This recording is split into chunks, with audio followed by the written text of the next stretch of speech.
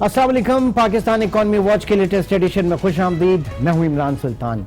नाज़रीन, आज monetary policy committee की मीटिंग और उसके बाद आइंदा 2 माह के लिए जो मॉनेटरी पॉलिसी का ऐलान किया गया, जिसमें पॉलिसी रेट को, शरह सूद को जो है 13.25% के ऊपर इंटैक्ट रखा गया है, उसको उसी सतह पर बरकरार रखा गया है। इसमें स्टेट बैंक का कहना है कि जो इन्फ्लेशन के जिन फिगर्स को, जिन तवक्कात को वो लेकर चल रहे थे, बज़ाहिर ऐसा लगता है कि वो उसी के ऊपर चलेंगे और माली साल 2020 के लिए जो उनकी प्रोडिक्शन है वो वही रहेगी और अगले 24 माह में इन्फ्लेशन को सेंट्रल बैंक जो है वो 5 से 7% के दरमियान देख रहा है।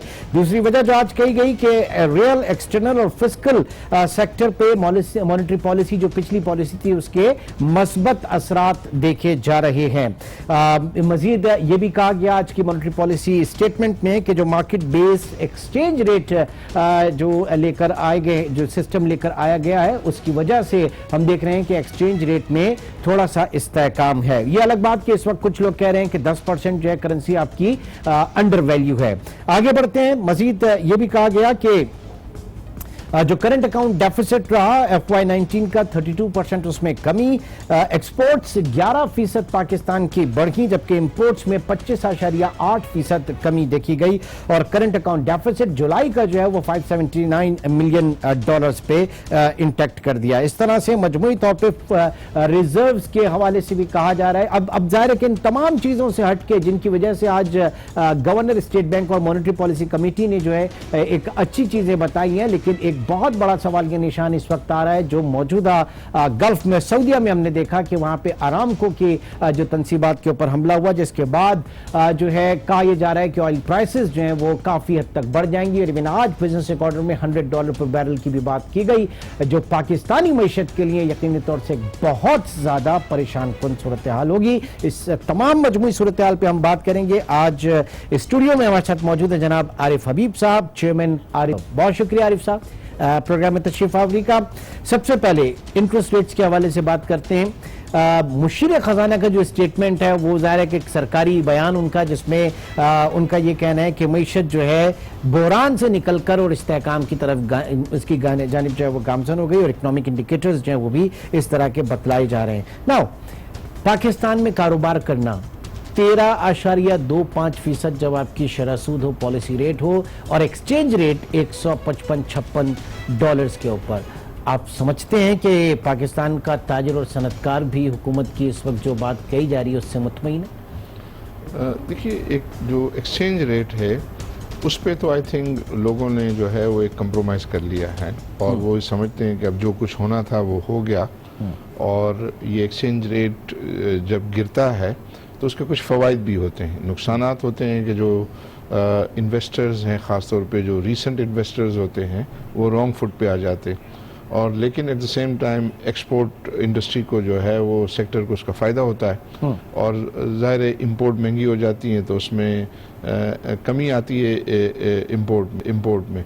तो आई थिंक उस हद तक तो जो है वो इसको इन्वेस्टर्स ने एक्सेप्ट कर लिया। मतलब वो जो डिमांड कंप्रेशन पॉलिसी जो है, आप समझ रहे हैं कि वो सही वर्क कर रही है। हालांकि हमारी जो एक्सपोर्ट भी है वो भी रॉ मटेरियल इंपोर्ट हम करते हैं, तो इंपोर्ट बेस्ड हमारी एक्सपोर्ट्स हैं, उसमें भी हमें प्रॉब्लम है जी। एग्जैक्ट, बट इसमें इसको ये यूं कहना चाहिए कि ये कोई प्रिफर्ड ऑप्शन नहीं है कि आप जो है वो इस तरह इंपोर्ट्स को जो है वो कम करें और उससे जो है वो फिर हमारी इकोनॉमी में डिमांड जो है वो कम हो और उसकी वजह से आई थिंक मुख्तलिफ सेक्टर्स, उन्होंने अपने पॉलिसी स्टेटमेंट में भी जो है वो बात की है कि ऑटोमोबाइल, सीमेंट, स्टील जो है इसमें डिमांड जो है वो कम हुई और उसी की वजह से गवर्नमेंट के अपने रेवेन्यू टारगेट, FBR के रेवेन्यू टारगेट भी जो है उनको हासिल करने में मुश्किलात हो रही है। आपकी रिपोर्ट्स वगैरह भी जो अब आती हैं आरिफ हबीब ग्रुप की और आपकी सिक्योरिटीज की, तो बड़ी चीज वाज़ेह होती है कि हमारे यहाँ इस वक्त जो है वो कॉस्ट पुश इन्फ्लेशन है रादर देन के डिमांड पुल हो। हम कॉस्ट पुश इन्फ्लेशन की तरफ हैं,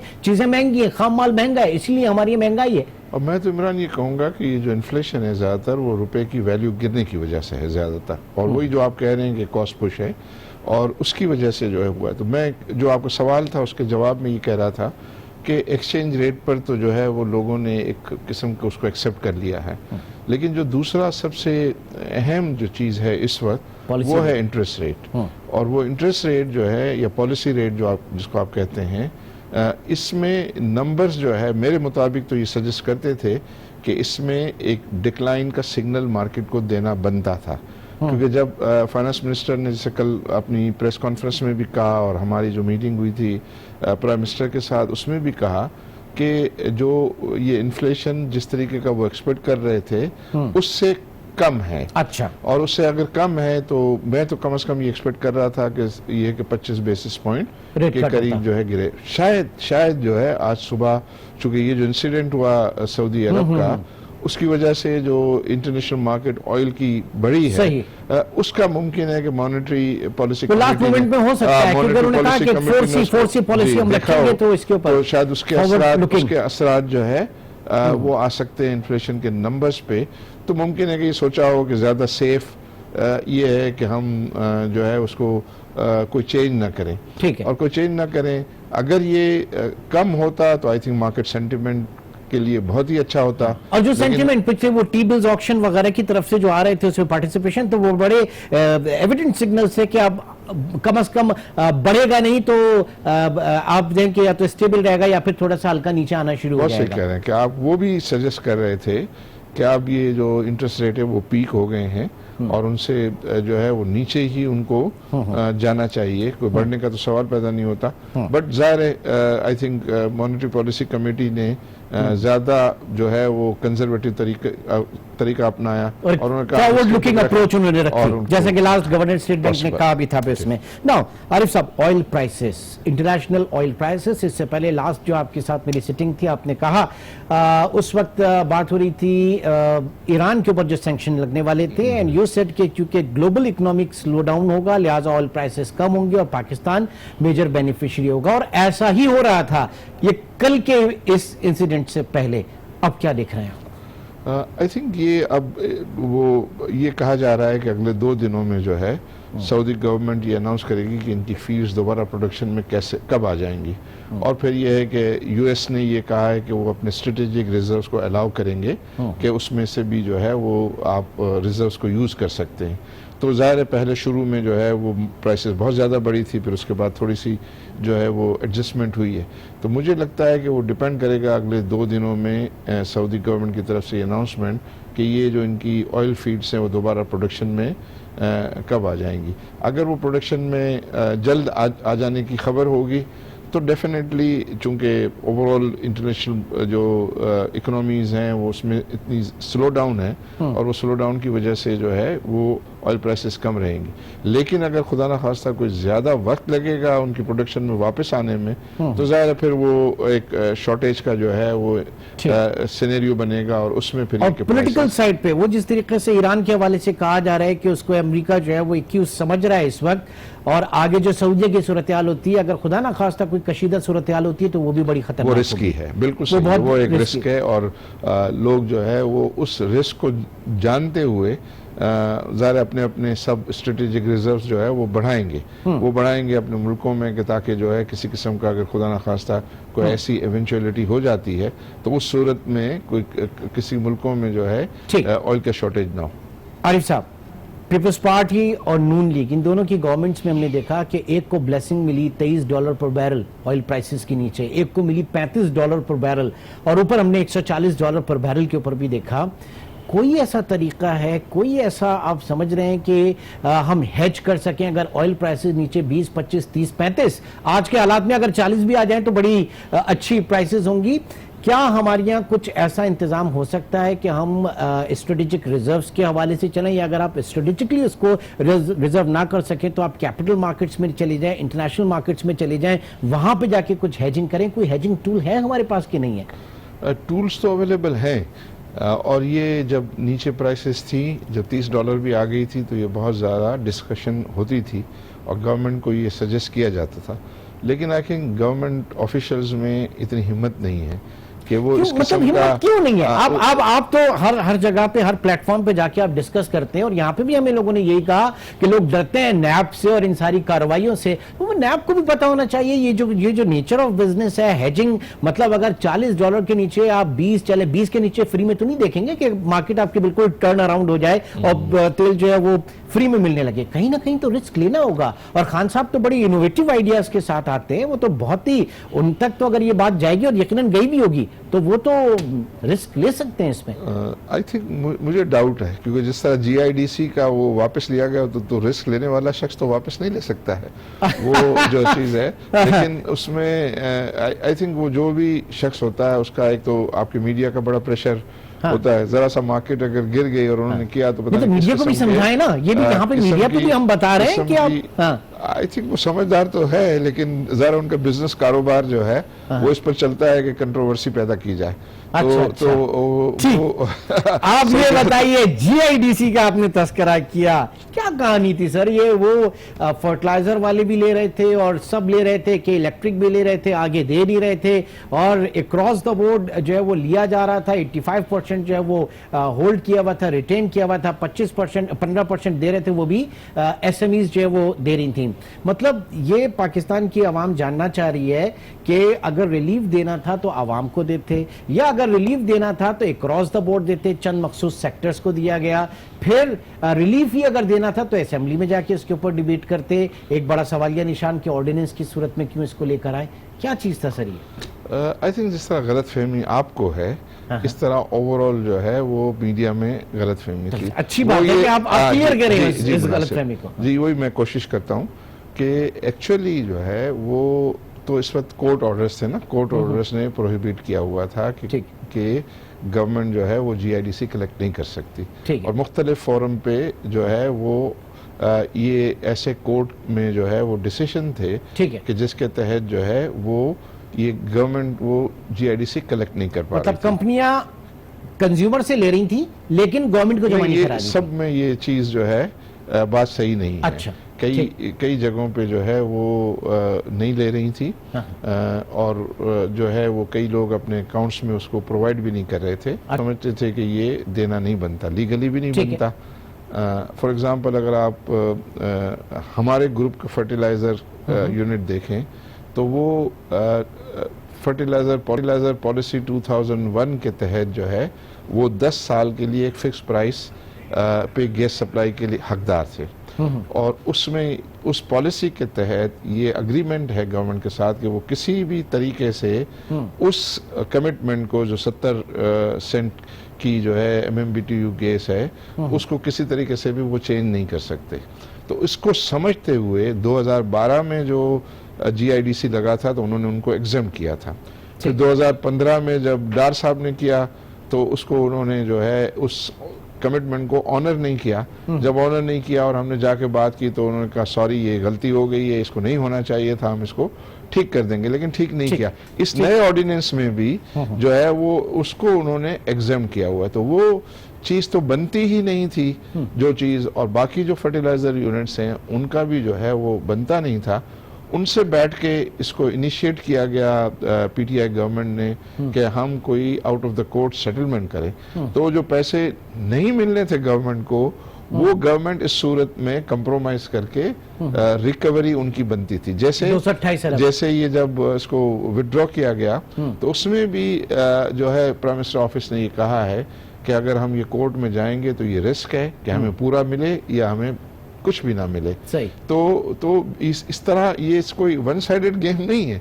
ये नहीं था कि भाई हाँ ये गवर्नमेंट को अगर लेना बनता था तो वो इतने सालों में ले चुका होता। गवर्नमेंट का आप टैक्स आपके काबिल अदायगी टैक्स आप 10 दिन लेट करें क्या होगा, आपको पुलिस जाके पकड़ लेगी। तो जो है वो अगर आपका जो ड्यू टैक्सेस हैं वो आप नहीं दें तो जाहिर है उसके ऊपर तो कानून मौजूद है। तो वो गवर्नमेंट रिकवर जो है वो नहीं कर रही थी, कोर्ट ऑर्डर की वजह से नहीं कर पा रही थी। तो वो कंप्रोमाइज कर रहे थे कि हम आउट ऑफ कोर्ट जो है उसको सेटलमेंट करें। तो उससे ये जो है वो गलतफहमी हुई थी, और अब ऐसा हुआ है तो वो तो जो भी जो लॉ ऑफ द लैंड होगा उसके सर, किसी मुताबिक ने सब। बड़ा खूबसूरत बात की कि वो सारे के चक्कर में आधे से भी जा रहे थे, अब आधे के चक्कर में सारे से भी गए। जी, ये रिस्क जो है हो सकता है, तो इस वजह से। हाँ। और फिर ये कि आई बिलीव कि अगर वो लग भी गया तो भी इंडस्ट्री के अंदर वो दम ही नहीं है कि कोई दे सके। ठीक है, दैट्स द पॉइंट। ये पॉइंट था, इंडस्ट्री के अंदर कितना दम है, और ये दम जो है इस वक्त इसके ऊपर कितना दमखम है आपके एक्सेल लोड रिजीम का। ये एक बड़ा एक्सेल लोड रिजीम इस वक्त जो है बड़ा डिस्कस हो रहा है। कल भी हमारे पैनल यहाँ पे मौजूद थे, आज भी कल अमरेली स्टील के जो चेयरमैन थे वो यहाँ पर मौजूद थे। बड़ी खराब सूरत हाल है इस, थोड़ा सा जरा बताइएगा इसके हवाले से आप लोग किस तरह से देख रहे हैं। वो तो कह रहे हैं पोर्ट पे जो एक शिप क्लियर होता था 1100 ट्रक्स के ऊपर, अब उसके लिए 2300 चाहिए। ये तो पैदावारी और लागत बहुत ज्यादा, ट्रांसपोर्टेशन कॉस्ट बहुत ज्यादा बढ़ जाएगी। हुकूमत क्या कर रही है? देखिए, सबसे पहले तो मैं ये कहूँगा कि अगर कोई इंटरनेशनल स्टैंडर्ड है उनको अडॉप्ट करना चाहिए पाकिस्तान बिल्कुल को। करना चाहिए। और अगर ये एक्सेल लोड जो है वो पॉलिसी इम्प्लीमेंट करनी है तो वो होनी चाहिए, लेकिन उसके लिए आप स्टेक होल्डर से जो है कंसल्टेशन करें। और अनफॉर्चुनेटली इसको जब इन्फोर्स करने का फैसला किया गया तो वो स्टेक होल्डर्स के साथ कंसल्टेशन नहीं हुई। अब इसके बहुत ज़्यादा इम्प्लीकेशन है पाकिस्तान की इकोनॉमी पे। तो पाकिस्तान की इकोनॉमी पे ये जो आप देख रहे हैं कि जो मुख्तलिफ इंडस्ट्री के लोग जो हैं वो इसको शोर कर रहे हैं, तो वो शोर इसलिए कर रहे हैं, उनको तो अल्टीमेटली तो पास ऑन करना है, क्योंकि उसको तो जो एडिशनल कॉस्ट है उसको पब्लिक को ही, जो कंज्यूमर है उसी को बेयर करना है ना। अभी टेम्परेरीली आज अगर स्लो डाउन है तो नहीं होगा, लेकिन ग्रेजुअली तो पास ऑन जो है वो होगा ही। जो इंडस्ट्री का कहना यह है कि सबसे पहले तो हमारे पास कैपेसिटी नहीं है। जैसे अब आपने कहा कि पहले 1100 ट्रक थे, अब 2300 ट्रक चाहिए, तो 2300 ट्रक तो है ही नहीं। तो पहले तो हमें बिलियंस ऑफ डॉलर्स के वो ट्रक्स इंपोर्ट करने होंगे और उसको वक्त लगेगा, साल लगेगा। जो अवेलेबल ट्रक्स हैं क्या वो भी इंटरनेशनल स्टैंडर्ड्स पे हैं कि नहीं है? जी हाँ, वो भी जो है वो देखा जाएगा। लेकिन इसके अंदर फिर दूसरा ये है कि जो इमीडिएट कॉस्ट बढ़ जाने की वजह से एक्सपोर्ट मार्केट में जो है वो हम इनकॉम्पिटिटिव हो गए, प्रोडक्ट इनकॉम्पिटिटिव। तो आप यकदम जो है सडनली उसको इम्प्लीमेंट करने गए तो उसकी भी एक कॉस्ट है। और आजकल जाहिर है किसी वजह से अगर एक्सपोर्ट अफेक्ट होती है तो वो तो किसी तरह भी काबिल कबूल नहीं होनी चाहिए। तीसरी चीज़ ये है कि आप इसको फेजेस में करें और इसका एक प्लान बनाएं, और प्लान बना के जो है वो उसकी इम्प्लीमेंटेशन जो है वो की जानी चाहिए थी। लेकिन अब ये इसके जो है वो सिग्नल मिल रहे हैं, आसार हैं कि इसके अंदर जो है वो अब तमाम जो काउंटर पार्टीज हैं वो इस बात पर अब एग्रीएबल हैं कि हम कंसल्टेशन करके एक प्लान बना के इसकी इम्प्लीमेंटेशन करेंगे। तो मुझे उम्मीद है कि यानी इस्लाहात से कोई इनकार नहीं है, लेकिन उसकी जो रफ्तार है वो एक सवाल या निशान। बहुत सही, आपने बहुत सही तरीके से बात की। ठीक है, आगे बढ़ते हैं। इकोनॉमी को हमने पूरा डिस्कस किया, इक्विटी मार्केट की तरफ आ जाते हैं सर। 13.25% आपका पॉलिसी रेट, और ज़ाहिर के ऐसे में जो सेफ हेवन है इन्वेस्टमेंट साइड के, वहाँ पे हम देख रहे हैं कि कैपिटल अप्लाई किया वहाँ से। स्टॉक मार्केट की अगर सूरत हाल बात करें तो कहा यह जा रहा है कि जनाब गवर्नमेंट की सबसे ज़्यादा बोरिंग जो है वो कमर्शियल बैंकों से, और गवर्नमेंट चाह रही है कि फॉरेनर्स जो है वो आपकी डेट मार्केट में आए, तो उनको बड़ा लुक्रेटिव बिजनेस देने के लिए 13.25 और चाहे तो इससे भी ऊपर चले जाएं। क्या आप भी इसी तरह समझ रहे हैं? ऐसा ही है। आई थिंक ये जो इंटरेस्ट रेट बढ़े हैं, तो इंटरेस्ट रेट तो ज़ाहिर है इस वजह से कि इन्फ्लेशन बढ़ा है, और इन्फ्लेशन को वो कर्ब करने के लिए उन्होंने रखा है। फिर IMF के साथ जो इनके मामला थे उसमें भी आई थिंक उनकी तरफ से भी ये कंडीशनलिटीज़ थी कि आप इंटरेस्ट रेट को जो है वो, यानी आपको जिसको कहते हैं रियल रेट ऑफ रिटर्न आपको रखना होगा, इतना इन्फ्लेशन है तो इससे ऊपर आपको जो है वो इंटरेस्ट रेट रखने होंगे। उसमें डेफिनेटली इक्विटी मार्केट सबसे ज़्यादा अफेक्ट हुई है। और ये बात आपकी सही है कि अगर किसी को फिक्स रिटर्न जो है वो 13% प्लस मिल रहा होगा तो जाहिर है वो इक्विटी इन्वेस्टमेंट में शाई होगा। और इक्विटी इन्वेस्टमेंट के रिटर्न अनसर्टेन होते हैं ना, कभी बहुत ज़्यादा रिटर्न मिल जाते हैं, कभी आपको लॉस होता है। तो उस सूरत में जब फॉरेनर्स ने हमारे करंट अकाउंट डेफिसिट के हालात देखे तो उन्होंने एक व्यू लिया कि पाकिस्तान का जो है वो रुपया वीक होगा, तो लिहाजा वो उन्होंने अपना हाथ रोक लिया, बल्कि वो डिसइन्वेस्ट करते थे।